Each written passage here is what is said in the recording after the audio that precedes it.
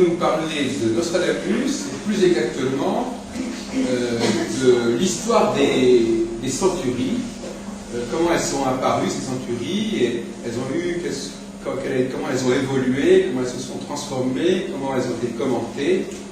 Et je ne vous cache pas dès le départ que j'ai des travaux qui remettent en question pas mal d'idées qu'on se fait sur le sujet. Je voudrais savoir simplement, d'abord, avant de commencer, quelles sont les personnes dans la salle qui connaissent un petit peu ou beaucoup Nostradamus, pour pouvoir constituer. Moi, un petit peu. Moi aussi. Oui, d'accord.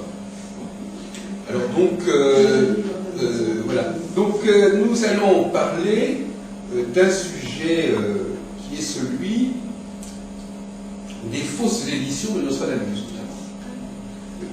Parce que, en fin de compte, la question c'est de savoir si on peut se fier aux éditions qu'on connaît et si ces éditions sont bien datées des années qui figurent sur les livres en question. C'est vrai que normalement on ne se méfie pas. Quand on voit un livre avec telle année, on dit bon ben c'est telle année. Et en fin de compte, avec Nostradamus, c'est pas si simple. Voilà par exemple une édition de 1555, pour ceux qui savent lire les chiffres romains. Et donc, la question est de savoir si cette édition est authentique ou pas. Alors, en 1555, effectivement, Nostradamus était en vie, il est mort en 1566, donc il avait encore 11 ans à vivre. Apparemment, quand vous tombez sur une édition comme ça, vous dites, bon, ben voilà, il a publié en 1555 les prophéties, les chaînes de Nostradamus. Prophétie, d'ailleurs, entre parenthèses, c'est le nom sous lequel les centuries sont souvent publiées. Hein. Donc, prophétie ici est synonyme de centurie. On vous donne le nom d'un libraire connu, Massé Bonhomme. Donc, vous vous dites, bon, ben voilà, c'est la preuve que c'est bien paru à cette époque-là. En réalité, ça n'est pas du tout certain. En réalité, on peut fabriquer des éditions qui ne sont pas de la date à laquelle elles ont été réellement publiées. C'est sur ce sujet-là aussi que je vais vous entretenir. Donc, d'entrée de jeu, je vous dis que le problème, c'est une certaine suspicion concernant la question des éditions. Alors, le problème qui se pose, c'est comment peut-on savoir si une édition est authentique ou pas. Alors, vous en avez encore une, là, c'est tout à fait intéressant. Alors, celle-là, c'est Antoine Durolle, 1557. Alors, là encore, c'est paru donc du vivant de Nostradamus. A priori, bon, bah, il y a un nom d'éditeur, Antoine Durolle, à Lyon. Puisqu'à l'époque, Lyon était une des grandes capitales de l'édition en général, d'ailleurs. Et là encore, on s'interroge, on discute entre spécialistes pour savoir si cette édition est authentique ou pas. Alors, récemment, des découvertes ont été faites, notamment par moi d'ailleurs, des découvertes ont été faites qui permettent de conclure que ces éditions sont fausses. C'est-à-dire qu'en fin de compte, elles ne sont pas parues à cette époque-là. Vous savez que dans le domaine du prophétisme, la tentation est grande, évidemment, d'antidater les documents. Hein. Même en astrologie, à la limite, hein, ça peut être tentant de dire, voilà, qu'on a publié quelque chose 10 ans avant. Bon, alors, je ne connais pas énormément de cas d'astrologues qui se sont amusés à publier des éditions antidatées de leurs prévisions, mais on pourrait imaginer, à la limite, que tel astrologue mette sur le marché une édition datée d'il y a 5 ans et qui vient de sortir. C'est pas impossible. Donc il ne faut pas être trop naïf, hein, on peut fabriquer des fausses éditions. Alors jusqu'à quel point, toute la question est là. Alors, quelles sont celles ici, ou ceux qui connaissent assez bien l'histoire de la France du XVIe et XVIIe siècle? Notamment Bon, parce que on peut pas, c'est certain que si on veut replacer ces éditions dans leur véritable époque, il faut les replacer dans le contexte où elles ont pu être écrites réellement. Et donc, par conséquent, il faut se situer dans le contexte historique, politique d'une certaine époque. Sinon, je vous dis que ces éditions datent de 1595, par exemple, je ne sais pas. Il faut qu'elles soient marquées par les événements de cette époque. Il y a quelque chose qui est revenu en 1500. L'astrologie a réapparu à cette période, en 1600. Non, mais moi je ne parle pas de l'astrologie, je parle des événements politiques. Ah oui, les événements politiques de cette époque-là. Alors, je voudrais quand même vous rafraîchir la mémoire sur le plan politique, c'est-à-dire que vous avez tous entendu parler d'Henri IV, quand même. Alors, 710, c'est quand il est mort. Mais avant, moi je m'intéresse plutôt au moment où il est devenu roi, donc quand il est mort. Et donc, vous savez qu'il y a eu une crise, je ne sais pas si vous êtes au courant, ça serait peut-être pas trop tôt, il y a eu une crise politique concernant Henri IV. Vous savez pourquoi il y a eu un problème avec Henri IV? Il n'était pas de la bonne religion. Donc les rois de France étaient catholiques et lui, il était réformé. Alors, il était censé succéder au dernier roi de France, mais comme il était réformé, il y avait des gens qui n'étaient pas contents et donc ils voulaient mettre quelqu'un d'autre à sa place. Donc c'était une période extrêmement troublée. Je parle de la période de la fin du XVIe siècle, c'est-à-dire 1585 jusqu'en 1598, enfin, ce qui a précédé d'ailleurs l'édit de Nantes, le fameux édit de Nantes qui a essayé de trouver une paix, une cohabitation entre protestants et catholiques, jusqu'au moment d'ailleurs où Louis XIV, en 1685, a révoqué l'édit de Nantes et a provoqué l'émigration de beaucoup de protestants, notamment vers la Hollande, etc. Effectivement, nous allons essayer de montrer pourquoi, en fin de compte, ces éditions de 1555-57, en réalité, ont été fabriquées 30 à 40 ans plus tard. Alors, ça sera l'objet d'une discussion, bien sûr. Vous me direz qu'est-ce que c'est que 30 ou 40 ans plus tard? La différence, c'est que si justement on peut le montrer, c'est qu'il y a des textes qui ont été écrits justement à cette époque-là, et donc qui ne pouvaient pas être écrits à l'époque de Nostradamus. Mais ce qui vient compliquer les choses, c'est que comme Nostradamus était lui-même prophète, on peut toujours dire que tel passage qui daterait d'une époque plus tardive, en réalité a pu être prophétisé par Nostradamus. Donc ça devient compliqué, parce qu'effectivement, un prophète, il prophétise. Et donc un prophète, il annonce des choses qui vont venir. Donc un argument qu'on peut utiliser en disant, voilà, oui, vous nous dites que Nostradamus, c'est pas Nostradamus parce qu'il a annoncé telle chose qui s'est produite beaucoup plus tard, mais justement, comme Nostradamus est prophète, c'est normal qu'il ait annoncé des choses qui se sont déroulées plus tard. Voyez-vous, donc on ne s'en sort pas si facilement que ça. Avec des prophètes, on peut toujours dire. Donc, si vous combinez la notion de prophète et la notion de document antidaté, c'est pas facile à gérer. C'est pour ça que le débat n'est pas simple, puisque à la limite, on peut dire oui, mais écoutez, oui, d'accord, il a annoncé ça. Et alors, pourquoi pas, puisqu'il est prophète? Donc, la question est de savoir jusqu'à quel point on peut prophétiser. C'est comme un astrologue qui dit j'ai prophétisé ça par l'astrologie. Jusqu'à quel point, par l'astrologie, on peut annoncer certaines choses, et dans quel point c'est des choses qui sont au-delà des capacités de l'astrologue. Parce que si c'est une prévision qui est trop précise, on peut dire que ça peut difficilement avoir été prévu par l'astrologie. Mais quel est le degré de précision, véritablement, qui fait que ça devient suspect? Donc dans tous ces domaines-là, les gens qui prophétisent, la difficulté c'est qu'effectivement, comme ils prophétisent, on peut toujours leur accorder le bénéfice du doute en disant, bon après tout, pourquoi pas? Peut-être qu'il a bien annoncé ça. Donc voilà le dossier qu'il va falloir aborder ce soir. Bon, c'est un dossier qui est moins pénible que le dossier de l'astrologie, puisque la plupart d'entre vous ne sont pas impliqués dans Nostradamus. Il y a des Nostradamus de carrière, donc écouter des critiques sur Nostradamus, c'est moins pénible que d'écouter des critiques sur l'astrologie. Parce que les gens s'en foutent un petit peu. Je veux dire, les astrologues, qu'on leur démolisse Nostradamus, ça les affecte moins que si on met en question certaines choses qu'ils font en astrologie.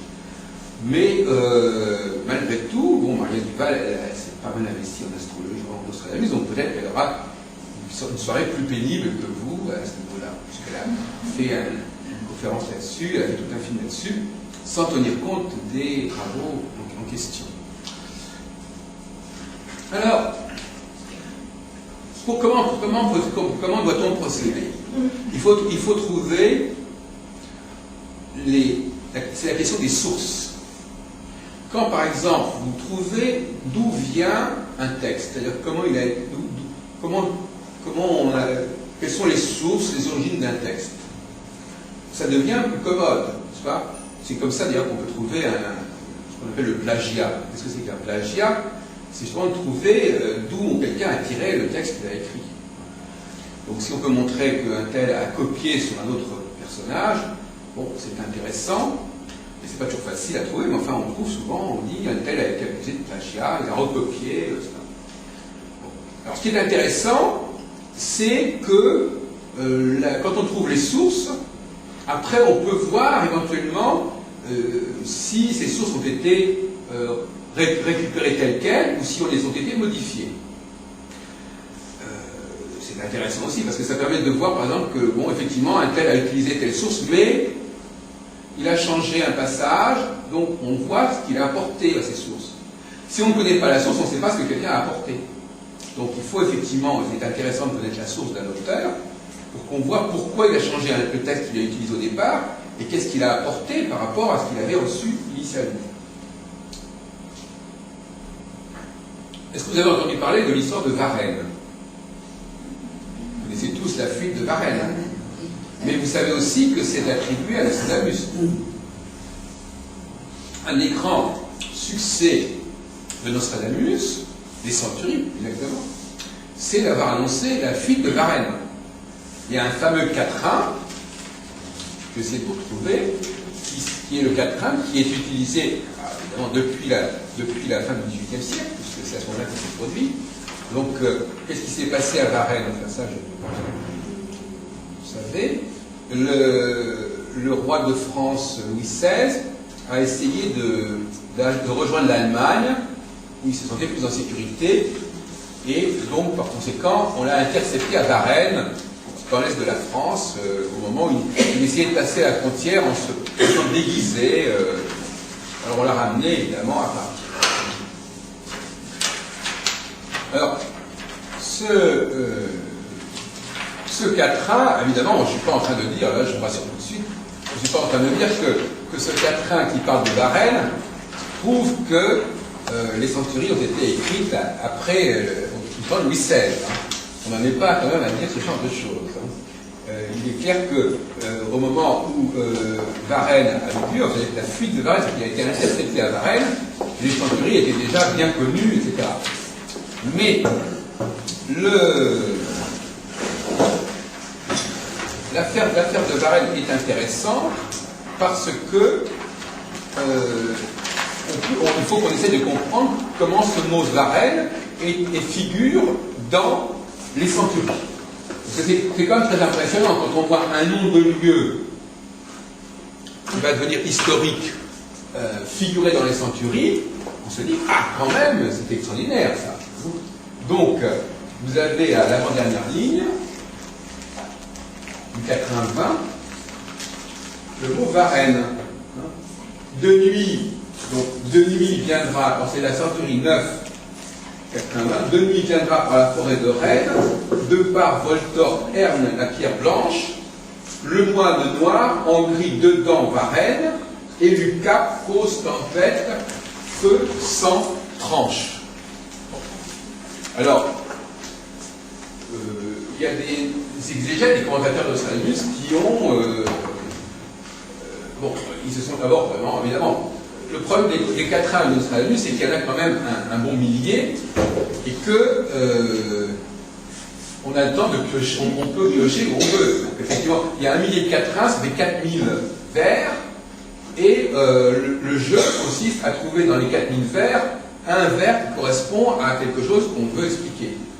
Bon, mais enfin, il se trouve que c'est quand même impressionnant. On a donc le mot Varennes, qui est le nom de la ville, ou du village, où Louis XVI a été arrêté en 1791. Bon. Alors, la question qui se pose pour nous, c'est comment se fait-il que ce nom de Varenne ait trouvé sa place dans les centuries, de toute façon, 200 ans plus tôt. Même si on prend la fourchette la plus haute, à la fin, les centuries, 200 ans avant, elles sont validées, elles sont authentifiées 200 ans avant l'événement en question. Alors, vous savez qu'un grand académicien, René Dumézil, a pris la peine d'étudier le quatrain en question. Donc il y a des gens très sérieux qui s'intéressent à ces questions. Alors, la source qu'il faut trouver, c'est pas moi qui l'ai trouvé cette source, ça va vous paraître absolument aberrant, c'est le guide des chemins de France. Le guide des chemins de France, paru en 1553. Alors, donc, à l'époque, on disait la guide, enfin, bon, peu importe. Le guide des chemins de France. Et ce guide, comme vous le voyez, ce sont des itinéraires. Voyez-vous, par exemple, là, on vous dit comment on va, alors c'est assez amusant, alors, et comment on va à Orléans, alors de Paris. On vous dit, voilà, vous passez par Bourg-la-Reine, enfin, si tu connais un peu Paris, la banlieue parisienne, c'est assez comique. Vous passez par Bourg-la-Reine, le pont Antony, Longjumeau, Montlhéry, voilà, alors, Estampes. Voyez-vous, donc, à l'époque, déjà, il y avait la banlieue parisienne, et puis on vous dit, voilà, pour partir à Orléans, ben, vous devez traverser, on ne disait pas encore vous prenez la nationale 7, je ne sais pas quoi, mais enfin, on vous donnait des itinéraires à suivre. Eh bien, tout semble indiquer que certains nombres de quatrains ont été réalisés purement et simplement à partir de ce genre de guide de voyage. C'est peut-être un peu démystificateur, c'est pas moi qui l'ai trouvé, mais je veux dire... Non, mais, de toute façon, c'est un matériau, on peut toujours dire, oui, bah, il a pris ce matériau, et puis après, il en a fait quelque chose de sublime. Mais je veux dire que le matériau, la matière première de certains quatrains, on la trouve dans ce domaine-là. Alors, je vais vous le montrer. Par exemple, voyez-vous, on a, voyez-vous, par exemple, vous avez le nom de Varenne, par exemple. Dans ce guide de voyage, vous avez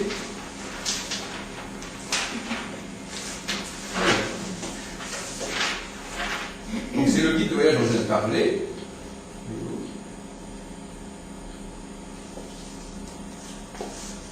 Varenne. Et on trouve aussi, enfin on trouve tout le quatrain en question qu'on vient de vous citer, et plusieurs autres quatrains. Donc par exemple le Voltorte qu'on avait dit, Mayenne, eh bien Voltorte-Mayenne c'est dans ce guide de voyage, et on le trouve aussi dans ce qu'on vient de lire, voyez-vous, de par Voltorte, voyez-vous, donc par Voltorte, alors je me suis dit, mais qu'est-ce que c'est que ce Voltorte, qu'est-ce que c'est que ce mot Voltorte, etc. Et il se trouve que, ben, justement, à côté de Varenne, il y a un lieu qui s'appelle Voltorte. Donc, on peut continuer comme ça, c'est-à-dire qu'effectivement, il y a tout un ensemble de textes comme ça qui sont purement et simplement repris de... regardez par exemple, je vais vous parler de Bourg-la-Reine, et bien voilà, vous avez un quatrain, voyez-vous. Vous vous souvenez tout à l'heure, on parlait de Bourg-la-Reine, on parlait d'Antony, ben voilà, Bourg-la-Reine, Antony. Donc, c'est pas très prophétique, mais on se dit, mais qu'est-ce que c'est que ce prophète qui fait des quatrains avec des morceaux de guide de voyage, etc. Voilà, il copie pour la reine, pour Antony. Alors bon, c'est assez étrange comme méthode de travail pour un prophète. Vous voyez tout à l'heure, regardez, Orléans. Vous prenez Orléans, voyez-vous, pour la reine, Antony, le pont Antony. Donc c'est purement et simplement copié. Donc c'est une sorte de plagiat, si on veut. De toute façon, je ne dis pas que tous les quatrains sont comme ça, mais il y a toute une série de quatrains des centuries qui sont purement et simplement copiés mécaniquement à partir de guides de voyage. Alors vous me direz que c'est, à mon avis, d'ailleurs, entre parenthèses, je vous dis très franchement, je ne pense pas que notre analyste ait fait ce genre de choses. Donc si on a un certain respect pour Nostradamus, on est déjà conduit à dire, bon, mais c'est pas lui qui a écrit ça.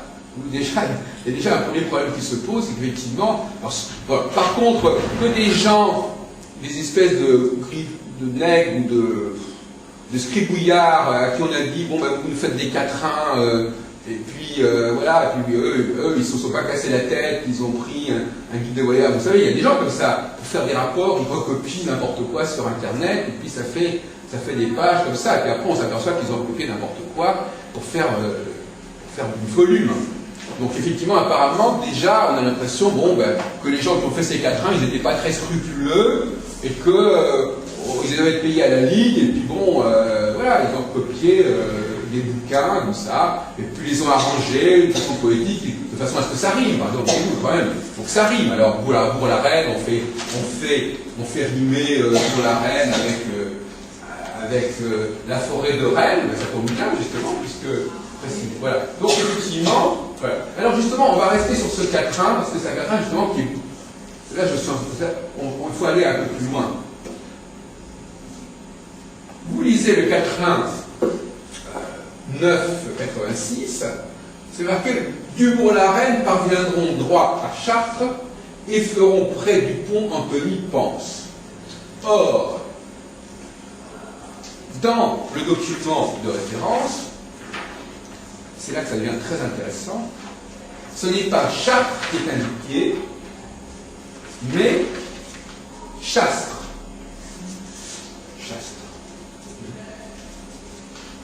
Donc, on les Chastre.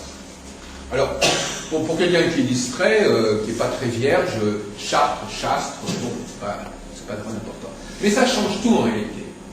Donc, dans le guide de voyage, on vous dit le Pont-la-Reine, le Pont-Antony, Longjumeau, Montlhéry, Chastres, Torfou. Chastres, c'est une petite bourgade près de Montlhéry. Et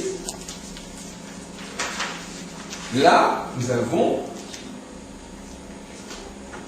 Dubourg-la-Reine parviendront droit à Chartres et seront près du pont d'Antony-Pense. Bon, pour une toute petite lettre qui a changé, dans la source c'est Chastre, dans le quatrain c'est Chartres.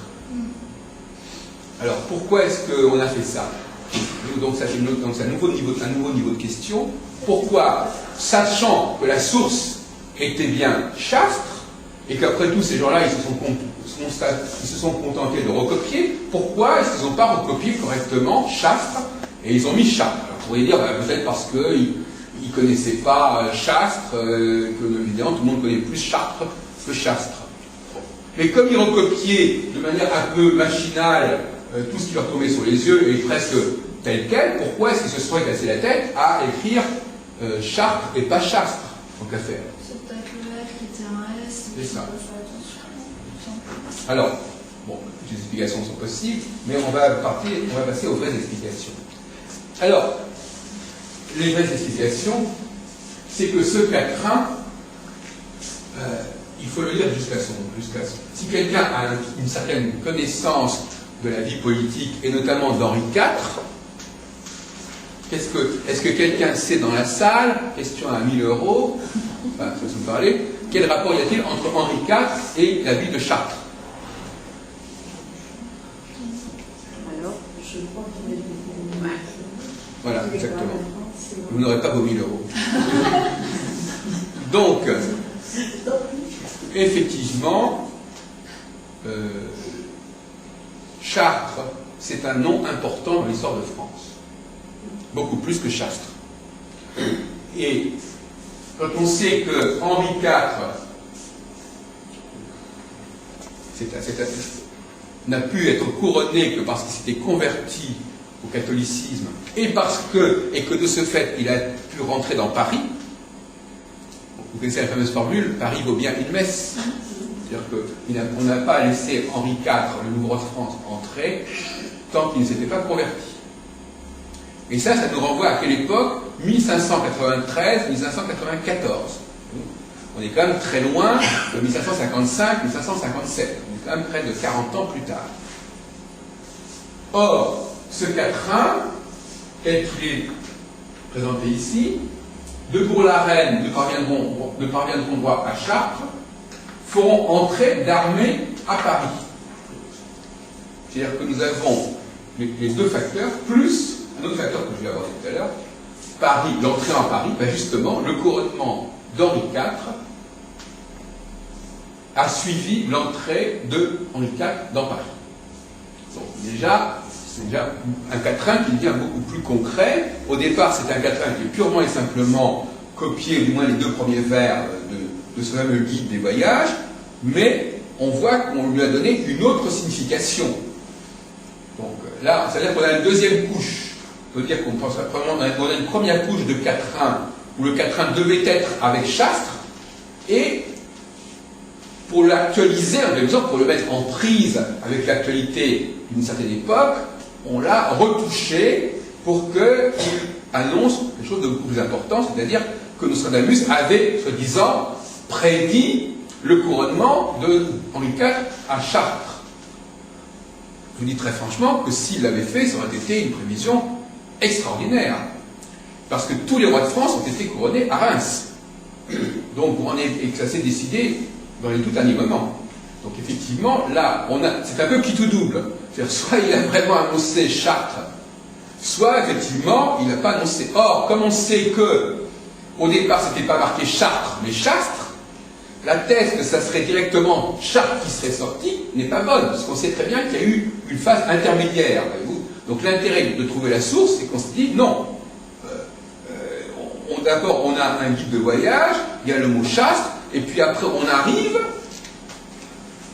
on se sert des centuries pour des raisons politiques, et puis on dit, voilà, bon, Chastres, ça ressemble à Chartres, on va mettre Chartres. Et si on regarde, alors évidemment, il faut connaître bien bon, c'est vrai que moins on connaît l'histoire de France, moins tous ces raisonnements peuvent impressionner, parce qu'évidemment, bon, peut pas. Mais si on a un petit peu une connaissance de l'histoire, d'ailleurs l'astrologie aussi a besoin de gens qui connaissent l'histoire, entre parenthèses, on a un autre mot qui est intéressant, c'est le troisième verset, 7 pour la paix, ôte-le comme martre. Or, quel est le quartier de Paris qui comporte le mot martre? Montmartre. Or, je vous le dis pour la petite histoire, parce qu'évidemment, c'est pas. Quand, au lendemain du moment où Henri IV s'est converti, il est allé prier dans l'église de Montmartre. Il est allé plusieurs fois. Donc, vous voyez bien que, effectivement, là aussi, il fallait y trouver hein, à l'avance. Mais après coup, évidemment, c'est plus facile. Donc, on a trois indices quand même importants. On a Chartres, qui est le lieu du couronnement.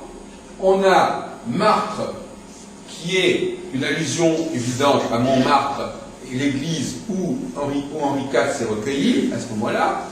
Et on a Paris, entrée dans Paris, qui est le moment où Henri IV a eu le droit, justement, de pénétrer dans Paris. Donc là, effectivement, c'est un quatrain qu'il est difficile de considérer comme ayant été écrit à l'avance, qui semble bien être typiquement le genre de quatrain qu'on écrit après coup pour légitimer. N'oublions pas qu'à cette époque-là, il y avait toute une partie de la France qui était contre Henri IV. La France était dans les guerres de religion, elle était déchirée, et donc par conséquent, on a affaire à une littérature polémique, une littérature de combat, les centuries. Et justement, c'est là-dessus que je voudrais revenir aussi, c'est que les centuries sont partagées entre plusieurs camps. C'est-à-dire qu'il n'y a pas d'unité d'inspiration des centuries. Il y a les centuries qui sont utilisées par les catholiques, et les centuries qui sont utilisées par les protestants.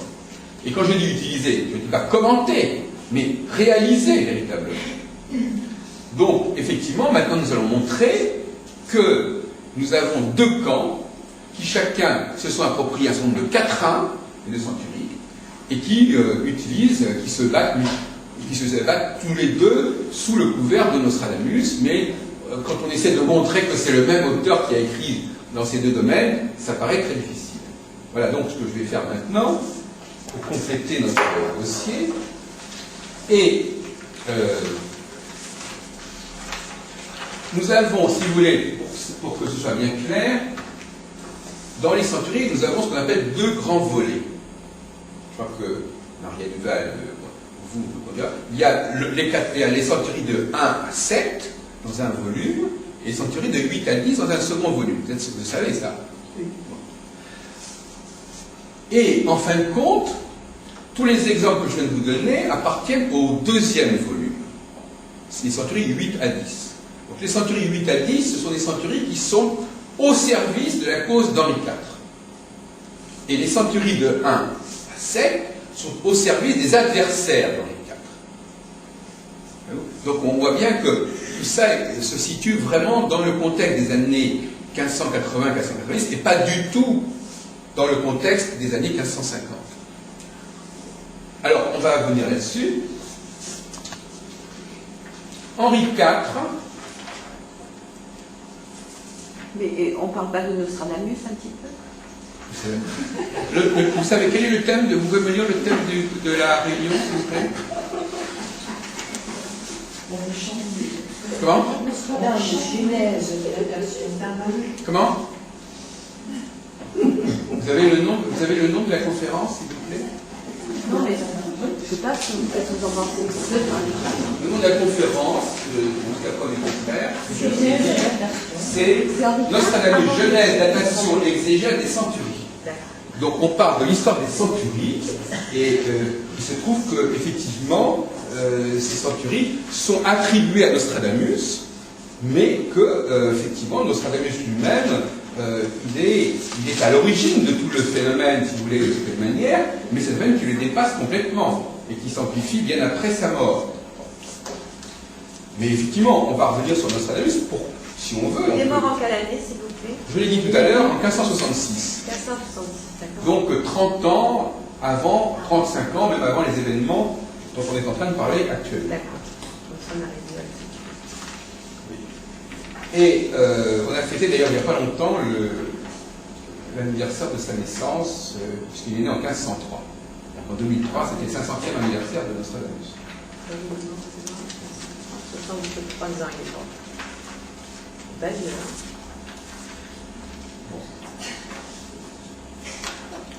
Pourquoi on l'a appris en 35 ans? Donc c'était déjà... Alors, une chose qui est intéressante, c'est, là nous sommes dans la partie, ce que j'appelle la partie des gens favorables à Henri IV. Nous avons le rang lorrain fera place à Vendôme. Le rang lorrain fera place à Vendôme. Pour ceux qui le savent, Vendôme, c'est la maison de Bourbon, les Bourbon-Vendôme, donc c'est la maison à laquelle appartient Henri IV, et les Lorrains, c'est les adversaires de Henri IV, ce sont les Guises, c'est toute la maison de Lorraine qui veut justement, au contraire, voudrait bien régner sur la France en fait. Et d'ailleurs, il y a un truc qui est très intéressant, c'est là le 450, Mandosus, qui est l'anagramme de Vendôme, et Norlaris, qui est l'anagramme de Lorraine. Donc c'était une façon de s'exprimer. On aimait bien les anagrammes. Donc parce que, évidemment, le prophétisme évite de dire les choses de manière trop directe. Donc effectivement, Mandosus viendra à son oreille, mettant arrière un peu de Norlaris.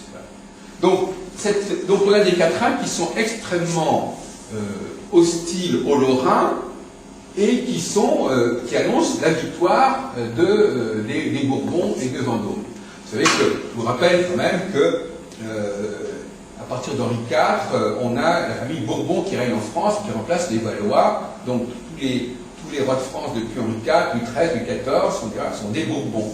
Donc c'est quand même important. Et ça montre bien que les centuries ont été mises au service de la nouvelle dynastie des Bourbons et pas de la dynastie des Valois, comme on le croit généralement. Alors, bon, je vais vous donner quelques exemples avant de passer à autre chose. Je vais donner quelques exemples du caractère polémique des affrontements qui existaient à l'époque.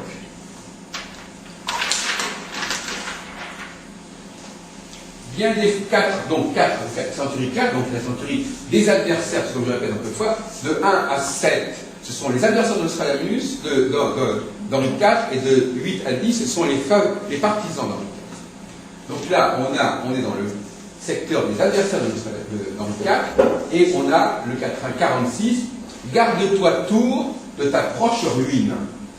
Garde-toi Tours de ta proche ruine. Eh bien, Tours, qu'est-ce que c'est que Tours? Qu'est-ce que c'était Tours pour Nostradamus? Donc là, c'est une attaque contre Henri IV. Mais pourquoi Henri IV est-il désigné sous le nom de Tours? Parce que le gouvernement d'Henri IV est à Tours.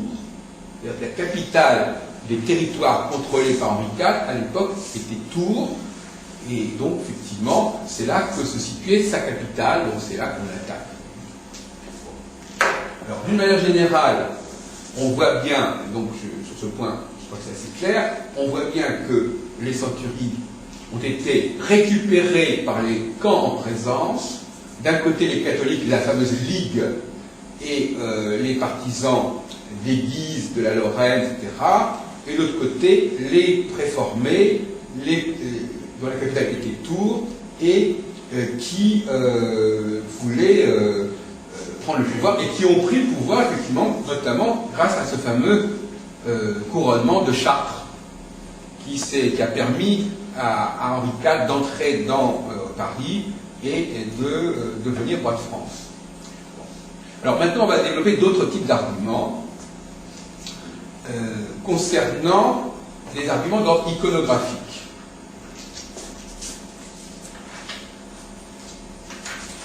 Alors là, nous avons par exemple, on a vu déjà ce document tout à l'heure, un personnage qui est dans son étude. Alors on va dire, oui, c'est Nostradamus qui est en train d'écrire ses centuries. C'est pas moi qui dis ça, mais je veux dire, la tentation, la plupart des gens vont dire, voilà, on a une vignette, et puis c'est la vignette prophétie de Nostradamus, par l'éditeur, bon, voilà, on monte la vignette, personnage à sa table, écrivant, d'ailleurs on voit la plume. Donc effectivement, c'est comme ça qu'on peut voir les choses. Et le problème, c'est de savoir, à venir je suis obsédé, si cette vignette est authentique. Là, on n'est plus en train de questionner la date, mais l'authenticité de la vignette. Alors, si on regarde des éditions vraies de Nostradamus, si on regarde ce qu'il a vraiment publié, on voit par exemple, voilà un cas tout à fait étonnant, on a deux vignettes différentes qui se ressemblent un petit peu, mais vous voyez qu'il y a quand même des différences importantes, c'est pas la même disposition, etc.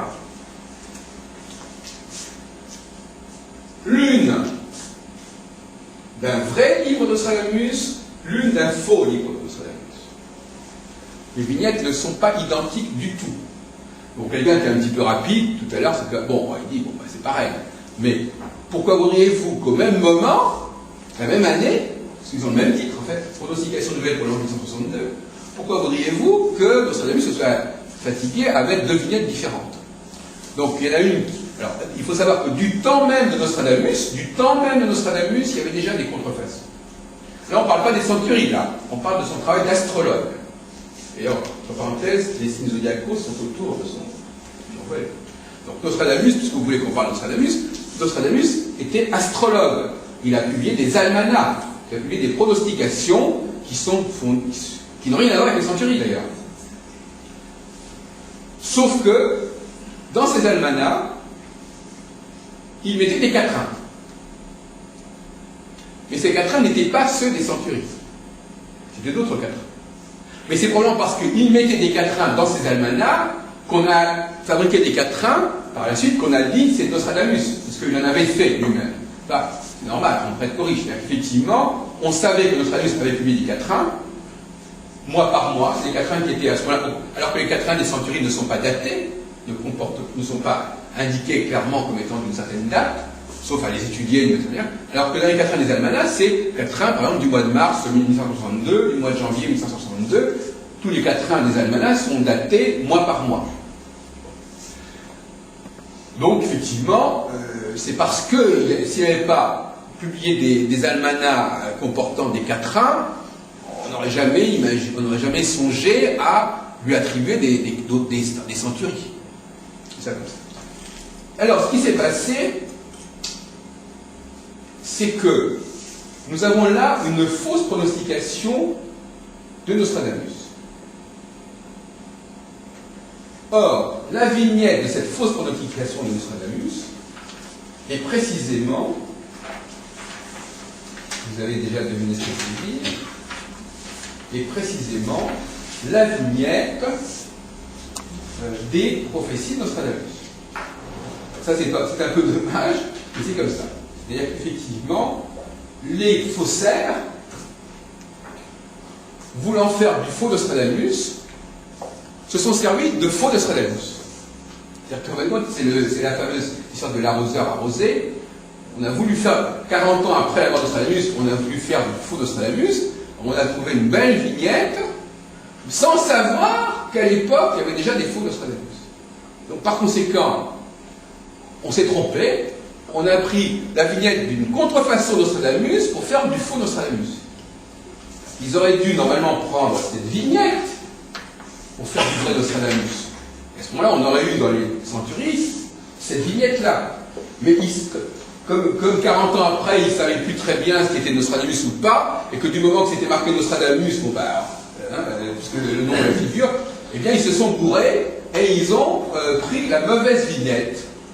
Et ça, évidemment, c'est catastrophique parce que quand un faussaire fait une erreur pareille, eh bien, il se trahit, n'est-ce pas? C'est vrai que s'ils avaient pris la bonne vignette, on aurait eu moins de doutes. On se serait dit, bon, très bien. Mais là c'est un peu trop. Et donc, par conséquent, ils se sont mélangés les vignettes et ils ont sorti toute leur série de contrefaçons des centuries avec la mauvaise vignette. Et avec la vignette des faux almanachs qui paraissaient déjà, sous le nom de Nostradamus, du temps de Nostradamus. Voilà, c'est triste. Et cette fausse vignette, on la trouve par exemple ici. La fausse vignette circulait tout à fait en 1561, donc du temps de Nostradamus. Il y avait déjà cette fausse vignette qui était fabriquée. Tous les spécialistes sont d'accord pour dire que c'est un faux almanach. De toute façon, c'est pas un débat. Il y avait des faux almanachs qui cohabitaient avec des vrais almanachs, et quand on a voulu faire des faux centuries, eh bien, on n'a pas pris la bonne vignette. Voilà. Donc, et cette vignette-là, voyez-vous, elle est extrêmement semblable à celle que je vous ai montrée tout à l'heure.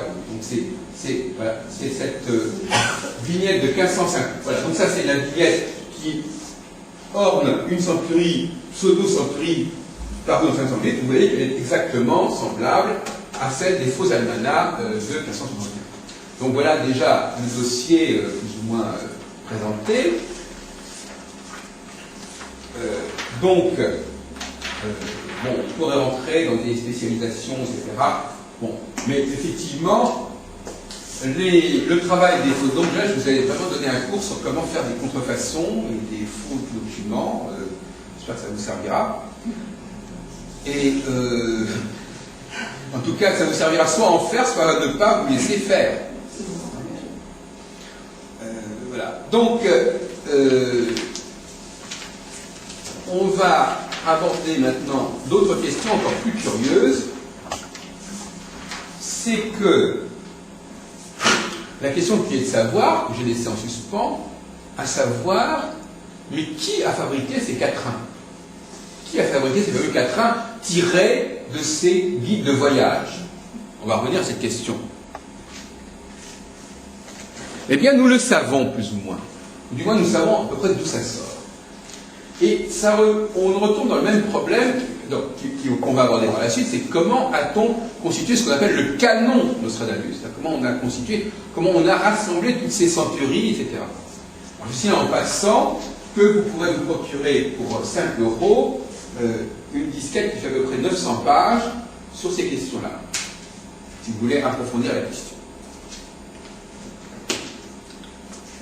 Là, nous avons un ouvrage paru en 1558,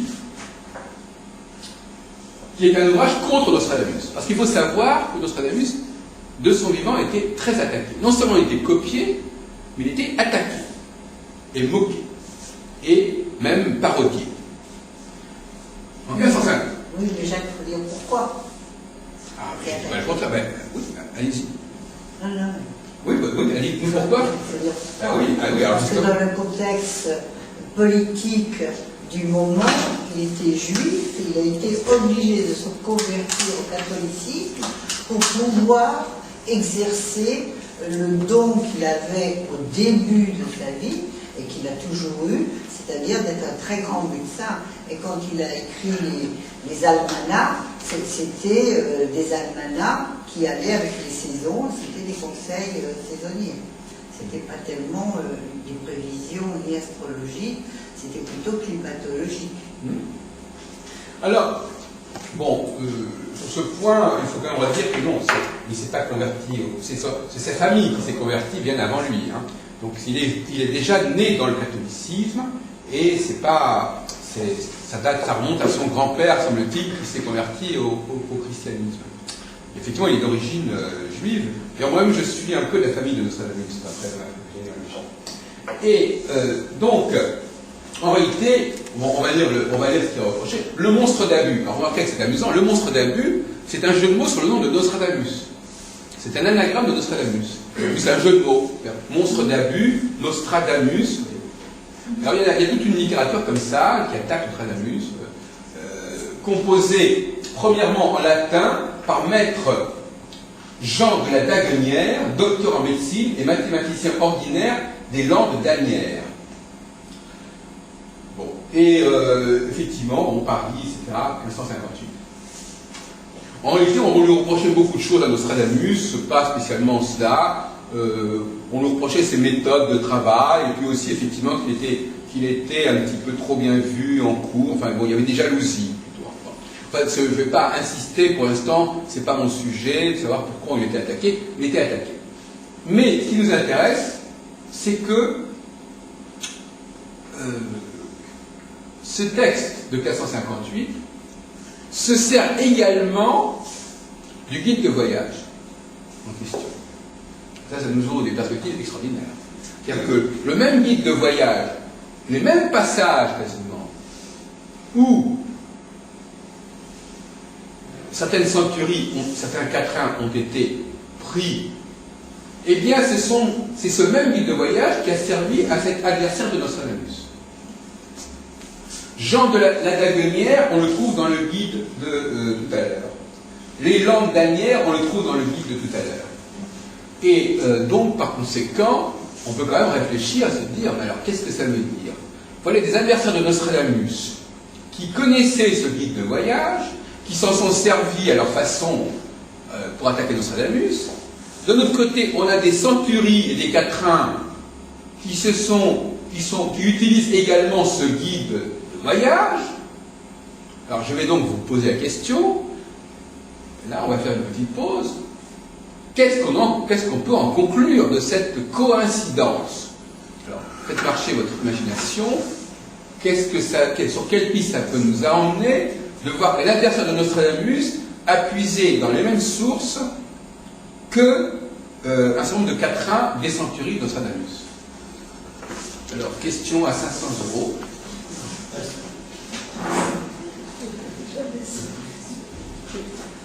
Non, mais ça, c'est pas une question de savoir ou connaître l'histoire, etc. C'est une question de pure et simplement raisonnement. En fait, l'adversaire, il a fait la même chose que dans les centuries, c'est ça. C'était enseigné peut-être à la faculté de médecine de l'époque, à Montpellier, ou je ne sais pas quelle faculté. Un peu mieux, là, peut-être essayer de faire un petit peu plus d'effort. Là, monsieur, là-bas, vous avez une idée, là? Sauvez l'honneur. Les deux hommes se sont mis à la fin, là, tout au bout. Non, mais l'explication est très simple, il suffit seulement de faire marcher sa matière grise.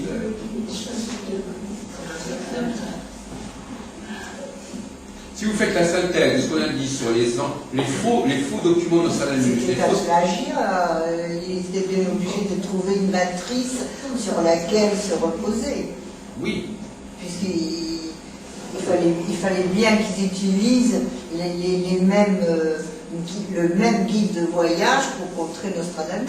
Comment voulez-vous qu'ils puissent contredire Nostradamus s'ils n'avaient pas une base déjà écrite? donc vous, madame, vous avez encore une chance, allez-y. Vous avez déjà dit quelque chose qui était faux, mais vous pouvez réviser là. Vous brûlez là, un petit peu, vous brûlez. Bah oui, c'est la même personne qui aurait écrit plagié là. Oui. Oui, mais alors Avec justement. le fameux guide là. Oui. Mais il manque un petit déclic là, mais enfin ça fait rien, peut-être qu'on semble. Allez. Alors, Langue au chat. langue au chat. C'est peut-être une commande. Oui. Une commande qui. Non, la réponse, d'ailleurs, c'est même pas une réponse, c'est une évidence. Une évidence logique. Quelqu'un a encore une idée là Michel Spitz, vous avez une idée? C'est pour le mettre en avant. Mettre en avant qui, quoi? Non, mais c'est pour Pas ça, c'est pour le le contrer. monstre d'Afrique. En fait, c'est pour se moquer. Oui, non, mais attendez, madame, la question que nous posons, c'est comment expliquer que le même ouvrage ait été utilisé par un adversaire de Nostradamus et utilisé pour réaliser un certain nombre de quatrains. La réponse est déjà dans la question. C'est que tout le monde utilisait sur la Attention à ce que vous répondez, parce que de toute façon, on se moquera de vous. Alors faites très attention. Il vaut mieux rien Ah dire. non, bah non, mais C'est-à-dire qu'il ne faut pas s'exposer Ah ouais. là. non, mais bon. Ah ouais. Non, je n'ai rien à C'est faire. peut-être une commande politique. Oui. Actuellement, quand on veut faire passer un message, Oui, mais justement, une commande politique qui émane de chez qui? Des adversaires de Ils ont Nostradamus? peut-être transformé les choses. Ils ont utilisé les termes et ils l'ont transformé. Oui, Villeneuve, là, oui, qu'est-ce que c'est? Pour le discréditer. Oui. Attendez, il y a une proposition là dans la salle. Là, de 80 ans. Là. Oh la pauvre. Je suis obligée de dire son âge. Allez-y. On va Oui, ça veut dire ça. Écoutez, je vois. Allez Jacques, ça veut dire quoi ça? Mais je suis pas en train de vous donner Je votre pense que phrase. les adversaires connaissent l'erreur, donc Écoutez, on vous écoute, hein, faites à tout ce que vous dites. les choses passent, et ils ont copié du faux pour bien prouver que c'était faux. Voilà. Vous pouvez En traduire? connaissance. Oui. D'accord. Bon, bah, très bien. Tu vas pour le discréditer? Comment? Pour le discréditer Oui, voilà. un petit peu, Alors, pouvez-vous développer votre pensée, madame? Je pense que s'il y avait un almanach avec... Enfin, je ne connais pas trop, hein, moi, Non, mais vous avez les éléments, il n'y a pas besoin de savoir. c'était Et que déjà. ça a été repris alors que c'était pas lui qui l'avait écrit, c'était pour discréditer ce que lui avait... Enfin, ce qu'il a pu... C'est un peu compliqué, oui, je sais. Non, mais Enfin, pour moi, attendez. c'est un adversaire de Nostradamus. Oui. Il a voulu En faisant discréditer quoi? son travail, quoi, En en faisant fait. quoi? Eh ben, je sais pas si c'est quelqu'un qui a annoncé des événements ou des choses, il a voulu le En contrer faisant quoi? en faisant un guide, en faisant un... Ah oui, d'accord. Donc, vous voulez dire que... Est-ce que vous êtes en train de nous dire... rappelez-moi votre nom. Je vais vous dire mon prénom, c'est Era, Martine. Comment? Martine. Era? Non, Oui. Vous êtes en train de nous dire, si j'ai bien compris, Martine, que j'aurais peut-être dû... les quatrains qui ont été fabriqués avec le guide sont des faux quatrains qui ont été fabriqués pour embêter Nostradamus. Enfin, embêté, je pense pas, ça allait plus loin apparemment. Pourquoi plus loin? Bah, plus loin qu'embêté. Enfin, je sais Pourquoi pas. embêter? Pourquoi? Qu'est-ce que vous mettriez en place embêté? Discréditer quelqu'un, ça va plus loin que d'être embêté. Il l'aurait discrédité en faisant quoi? En écrivant ses faux, justement, non? Oui. C'est faux, pardon? En écrivant des faux. Oui, des faux quoi? Des faux almanachs? Enfin, moi, je vois ça comme... Oui. Écoutez, alors, vous pouvez faire la synthèse de ce qui vient d'être dit là? J'ai pas compris là. Pour le discréditer. Mais non, mais attendez, non, mais développez concrètement, développez ce que vous avez à dire. Si un adversaire... Discréditer comment, par quoi, pourquoi, pardon? C'est peut-être une commande, tout simplement, la commande ou des Valois ou des Bourbons. Attendez, là, on n'est pas... Là, on est en 1558, je vous rappelle. On n'est pas en 1594, là. Hein. Oui, on n'est pas... On est du temps de Nostradamus, là. Oui. Eh ben, justement, c'est pour le... Il a transformé, il a peut-être accablé, il a peut-être dit des choses qui étaient... Il a transformé pour l'anéantir, je ne sais pas. Là, bon, comment? Ça y est, c'est fait. Hein. Un genre d'espionnage. Alors, on n'est pas dans l'espionnage, là. Pour l'instant, on est en train de parler de choses très simples. On fait les quatrains à partir des... Je ne vois pas où vous voyez l'espionnage dans notre discussion, pour l'instant. Tout à l'heure, oui. Mais là, on est en train de parler de choses. Voilà, il y a un type qui écrit contre Nostradamus. Et puis, d'un autre côté, on trouve des quatrains par la suite qui sont de la même origine. Ça avance, hein, que vous avez... Il est plus facile de copier que d'innover, ou de créer. Donc, non, mais ça, c'est sûr. Bon, alors, bien... Non, mais ça nous explique tout ça. Bon, alors, écoutez, on va vous donner la réponse. La réponse qui sort clairement. Mais vous allez me dire, c'est ce que vous... vous allez me dire, c'est ce que vous vouliez dire. Enfin, bon, ça, peut-être qu'on a mal expliqué. Oui, ça se... Non, mais on n'est pas philosophe. Bon, la réponse, c'est qu'effectivement... Une réponse assez complexe finalement, mais à la fois simple. C'est-à-dire que, dans un premier temps, il semblerait qu'on ait fabriqué, du temps de Nostradamus, vers 1558 justement, pour l'embêter, des faux quatrains. Des faux quatrains. Et pourquoi pour l'embêter? Parce que justement, comme par hasard, celui qui a...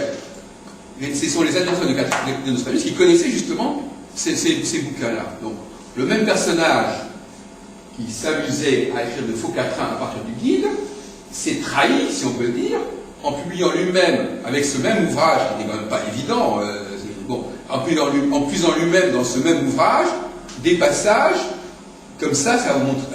Donc, après coup, on voit bien que ce sont des quatrains anti-nostradamiques qui sont, pour se moquer de Nostradamus, si vous voulez, de cette manière, qui ont été fabriqués à partir de ce guide de voyage, et l'adversaire a enlevé son masque en publiant en lui-même un truc contre Nostradamus et en utilisant le même guide de voyage.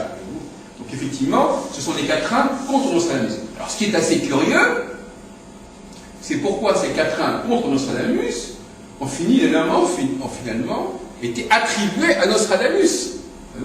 Mais ça, c'est tout le drame de Nostradamus. On va y revenir maintenant. Donc tout ce qui a été écrit, c'est faux, puisque ça a été manipulé, ça a été changé, il y a des...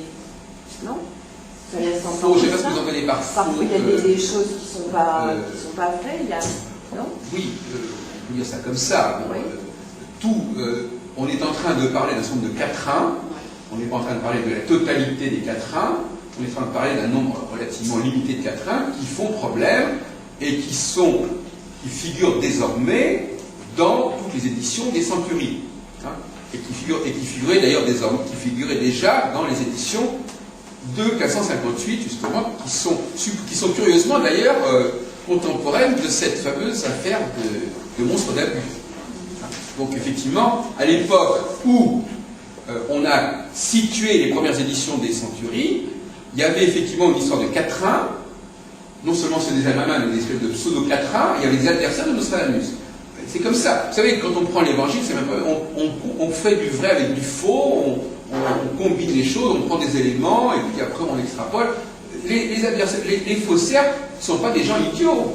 Ils font correctement leur travail. Par exemple, les éditions de 1555, ils ne les attribuent pas à un libraire qui n'a pas existé à l'époque.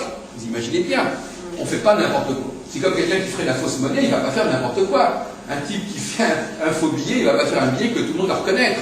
Donc ils utilisent des éléments supposément justes, qu'ils croient justes, pour faire des faux d'époque. Le problème, c'est que quand on fait des faux d'époque avec un certain décalage, on peut, aussi, ne connaissant pas bien ce qui se passe, eh ben, on récupère des choses qui sont attribuées à Nostradamus, qui portent au Nostradamus, et puis on dit, bon ben voilà, ça c'est du vrai, et on le met à l'intérieur. Donc effectivement, on a, à un moment donné où on a voulu faire les centuries, si vous voulez, on va dire dans les années 1580, comment on a procédé? On a rassemblé tout ce qui touchait de près ou de loin à Nostradamus, tout ce qui ressemblait de près ou de loin à des quatrains, et on a mis tout ça en centuries, n'est-ce pas? Bien gentiment, c'est-à-dire qu'effectivement, on a tout regroupé d'une façon un petit peu en vrac, ce qu'on peut appeler des... Si vous voulez, ces gens-là avaient ce qu'on appelle des bibliothèques. Vous avez des bibliothèques où tout ce qui concernait Nostradamus était rassemblé. Mais quand on dit tout ce qui concernait, c'est-à-dire aussi bien le vrai, que le faux, que les adversaires, etc. Tout ce qui touchait à Nostradamus était rassemblé. De même que par exemple aujourd'hui en astrologie, il y a des gens qui font des manuels d'astrologie en récupérant tout ce qui touche à l'astrologie d'une manière ou d'une autre, même si c'est complètement contradictoire, etc. Donc c'est la même démarche. À un moment donné, on récapitule tout ce qui touche à un certain sujet, et puis on ne fait pas le tri, etc. Donc ce qui s'est passé avec les centuries, ça se passe également